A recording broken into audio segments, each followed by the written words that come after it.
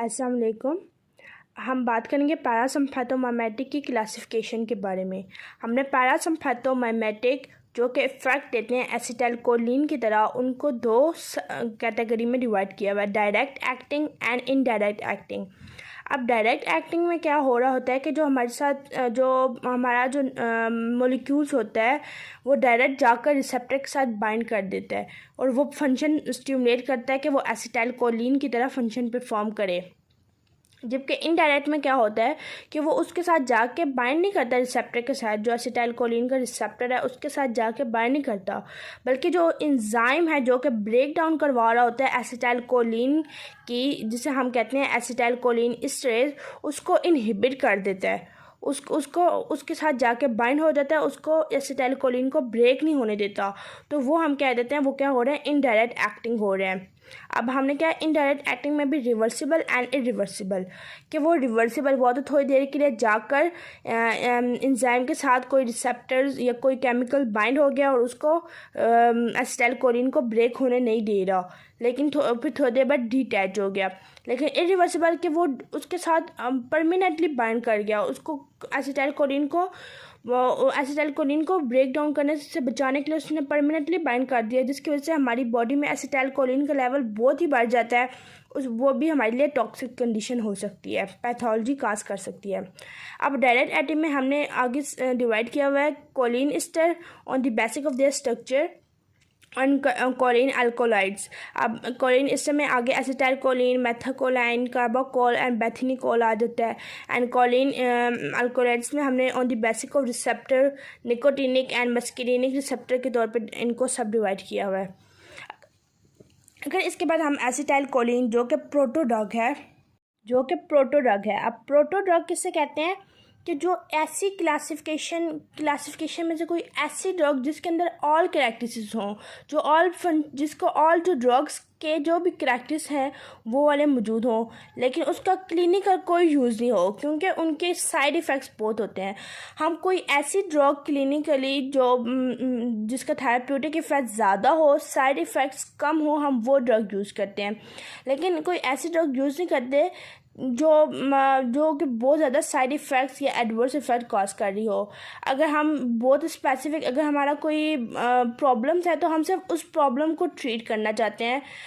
For example kidney problem है तो सिर्फ किडनी प्रॉब्लम को ट्रीट करना चाहते हैं, किडनी के साथ हम अपनी आइस प्रॉब्लम हो जाए या हमें कोई और GIT प्रॉब्लम हो जाए, हम ये नहीं चाहते, तो इसलिए इसका क्लिनिकली यूज़ नहीं है। अब एसिटाइलकोलिन की हम इसकी सिंथेसिस और रिलीज़ हम देखते हैं कोलिनर्जिक न्यूरॉन से। अब इसकी रिलीज़ कैसे हो रही है, अगर हम फर्स्ट स्टेप देखें तो सिंथेसिस ऑफ एसिटाइलकोलिन। अब क्या हो रहा है कि जो हमारे नर्व्स है उसके ऊपर सोडियम चैनल है, जिस वजह से सोडियम जो है वो अंदर जा रहा है और कोलिन है वो भी अंदर जा रहा है। तो अंदर जो हमारे नर्व्स के अंदर एसिटाइल को एंजाइम A मौजूद है जो कि कोलिन के साथ बाइंड करके एसिटाइलकोलिन A बना देता है। एसिटाइलकोलिन का शॉर्ट टर्म ACH है। फिर वो क्या करता है कि वो बहुत ज़्यादा हो जाता है तो वो एक वेजिकल बना लेते हैं, अब टेक इनटू स्टोरेज वेजिकल, कि एक वेजिकल में बनाकर उसको एसिटाइलकोलिन स्टोर हो जाते हैं, और जब एसिटाइलकोलिन की ज़रूरत होती है तो वो रिलीज़ हो जाता है। अब रिलीज़ ऑफ एसिटाइलकोलिन, अब वो एसिटाइलकोलिन कैसे रिलीज़ होता है कि हमारी जो सिस्टम्स है एक्स्ट्रासेलुलर फ्लूइड, उसमें ना कैल्शियम मौजूद होता है। तो कैल्शियम क्या करता है कि जब हमें एसिटाइलकोलिन की रिलीज ज़रूरत होती है तो वो क्या करता है, कैल्शियम इनसाइड दी नर्व जाने लग जाता है। तो इनसाइड दी नर्व जाने की वजह से उसकी जो क्या है कि calcium positively charge inside the nerves increase हो जाता है। तो हमने पढ़ा जब positive charge inside the nerve increase हो जाए तो हम उसे कहते हैं डीपोलराइजेशन हो रही है। तो जो डीपोलराइजेशन हो रही है तो वो क्या करती है, उसको पुश करती है, उसको अलाइन करती है कि वो टूवर्ड नीचे की तरफ आए और वो क्या करे कि वो रिलीज़ हो जाए नर्व से। तो फिर एंड में क्या होता है कि जो ये नर्व्स है वो रिलीज़ हो जाता है एसिटाइलकोलिन और जाके रिसेप्टर के साथ भी बाइंड हो सकता है। इसके अलावा जो है इसके ऊपर नर्व्स के ऊपर ही लगा होता है डिटैच फॉर्म में। अगर क्योंकि हम एसिटाइलकोलिन की 3 तरह के फैट्स हो सकते हैं, या तो वो रिसेप्टर के साथ बाइंड हो जाए, या वो ब्रेक डाउन हो जाए, या दोबारा वो क्या हो जाए, एब्जॉर्ब हो जाए, दोबारा रीअब्जॉर्ब हो जाए इनटू नर्व के अंदर। तो अब क्या है कि अगर रिसेप्टर के साथ कोई फंक्शन परफॉर्म करना है, कोई ज़रूरत है, तो वो क्या हो रहा है कि उसके साथ जाकर रिसेप्टर के साथ जाकर बाइंड हो रहा है। डिफरेंट रिसेप्टर प्रेजेंट है, निकोटिनिक रिसेप्टर, मस्किनिक रिसेप्टर, और फिर और जो एक्स्ट्रा होते हैं उनकी ब्रेक डाउन भी हो जाती है। अब ब्रेक डाउन कैसी होती है, एक इंजाइम है जिसे हम कहते हैं एसिटाइल कोलिन एस्टरेज ACHE। वो क्या करता है कि एसिटाइल कोलिन की ब्रेक डाउन करता है। तो कोलिन और एसिटेट ये क्या होते हैं कि इनकी ब्रेक डाउन हो जाती है। जो एसिटेट तो ऐसे ही हमारी बॉडी में प्रेजेंट होता है, लेकिन कोलिन दोबारा क्या करता है, वो फिर इंटर जाता है दोबारा रिसाइकल ऑफ कोलिन, मतलब वो ये दोबारा रिसाइकल हो जाती है, न्यूरोट्रांसमीटर बनना, वो दोबारा हमारे नर्व्स के अंदर इंटर होने लग जाता है। अगर हम कोलिनर्जिक रिसेप्टर की बात करें तो हमने कहा था 2 तरह के रिसेप्टर होते हैं, muscarinic receptor and nicotinic receptor. Muscarinic receptor में हमने कहा था M1, M2, M3, M4, M5 और निकोटिनिक NM और NN। अब अगर हम फर्स्ट मस्किनिक की बात करें तो मस्किनिक रिसेप्टर को भी हमने 2 कैटेगरी में डिवाइड किया हुआ है, M1, M3 and M5, M2 and M4। अब इनकी जो है मैकेनिज्म ऑफ एक्शन वो डिफरेंट है, उस पर हमने उसको 2 कैटेगरी में डिवाइड किया हुआ है। जो M1, M3 और M5 है वो स्टिमुलेटरी जी प्रोटीन है, मतलब जब वो सेल मेम्ब्रेन के साथ जाकर रिसेप्टर के साथ बाइंड करते हैं तो वो क्या करते हैं, जो जी प्रोटीन होती है उसको स्टिमुलेट करवाते हैं कि वो जी प्रोटीन स्टिमुलेट हो जाती है। तो जी प्रोटीन के स्टिमुलेट होने से क्या होता है, जो poly activate PLC, पॉलीकाइनेज C, phospholipase C, जो फॉस्फोलाइपेज C है उसको एक्टिवेट करवाता है। जो फॉस्फोलाइपेज C का करवा रहा होता है I3 की ब्रेक डाउन करवाता है, जिसकी वजह से IP3 and DAG diacylglycerol मिल जाता है। अब जो IP3 है वो क्या करवा रहा है, कैल्शियम जो इनसाइड दिस सेल इंक्रीज करवा रहा है, जिसे हम कहते हैं क्या हो रहा है, डीपोलराइजेशन हो रही है, एक्टिवेशन हो रही है सेल की।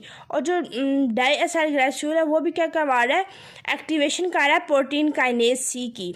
तो प्रोटीन काइनेज C हमारे मसल्स में प्रेजेंट होते हैं और वो क्या करते हैं, एक्टिन एंड मायोसिन का फिनोमेना करवा रहे होते हैं। एक्टिन मायोसिन जो के हमारे प्रोटीन्स होते हैं, फिलामेंट्स होते हैं जो कि हमारे मसल्स में प्रेजेंट होते हैं, तो उससे हमारी क्या होती है, कंट्रक्शन हो रही होती है, कंट्रक्टेड हो रही होती है।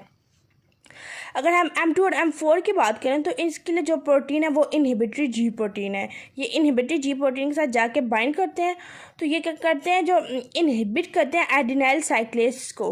ये जो एक साइकिल स्टडी होती है उसे इनहिबिट कर देते हैं, तो जिसकी वजह से क्या होता है, GTP ATP AMP में कन्वर्ट नहीं हो सकता, तो उसके क्या होता है, AMP की मिकदार बहुत ज़्यादा कम हो जाती है। उसके कम होने की वजह से हाइपर पोलराइजेशन हो जाती है कि उस सेल के अंदर नेगेटिवली चार्ज इंक्रीज होने लग जाते हैं, तो सेल स्लीपिंग की तरफ चल जाता है।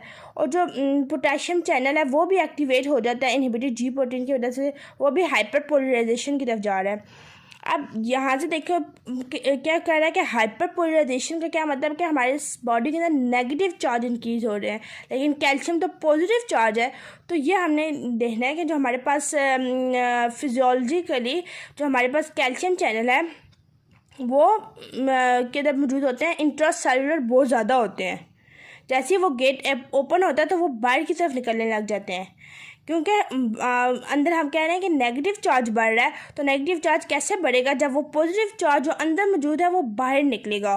तो उसके बाहर निकल रहा है, तो हमने क्या है कि इंट्रासेलुलर क्या है कि ये बहुत ज़्यादा होते हैं। जब गेट ओपन होता है तो ये एक्स्ट्रा सेलुलर की तरफ मूव करते हैं, जिसकी वजह से सेल के अंदर नेगेटिव चार्ज बढ़ जाते हैं और हाइपर पोलराइजेशन सेल स्लीपिंग की तरफ चल जाता है। अगर हम निकोटिनिक रिसेप्टर की बात करें तो इसमें हमने 2 तरह से डिवाइड किया हुआ है, NM और NN। अब NM क्या है, न्यूरोमस्कुलर, कि जो मसल्स में जो निकोटिनिक रिसेप्टर प्रेजेंट है उसे न्यूरोमस्कुलर, और NN जो कि गैंग्लिया में रिसेप्टर मौजूद है, तो उसे हम कहते हैं गैंग्लियोनिक रिसेप्टर। अब इसमें क्या है कि ये दोनों क्या करवा रहे होते हैं, ओपनिंग ऑफ सोडियम चैनल, और सोडियम चैनल ओपनिंग की वजह से क्या होती है, डीपोलराइजेशन, मतलब positive charge inside the cell increase हो रहा होता है। तो सोडियम क्या होता है कि ये बाहर एक्स्ट्रा सेलुलर फिजियोलॉजिकली जो है वो बहुत ज़्यादा होते हैं। जब इनका गेट ओपन होता है तो वो इंट्रासेलुलर मूव करने लग जाते हैं। तो इंट्रासेलुलर मूव करने की वजह से क्या हो रहा है कि उसका सोडियम बहुत ज़्यादा पॉजिटिव चार्ज सेल के अंदर इंक्रीज हो रहा है और सेल किसकी तरफ, एक्टिवेशन की तरफ जा रहा है।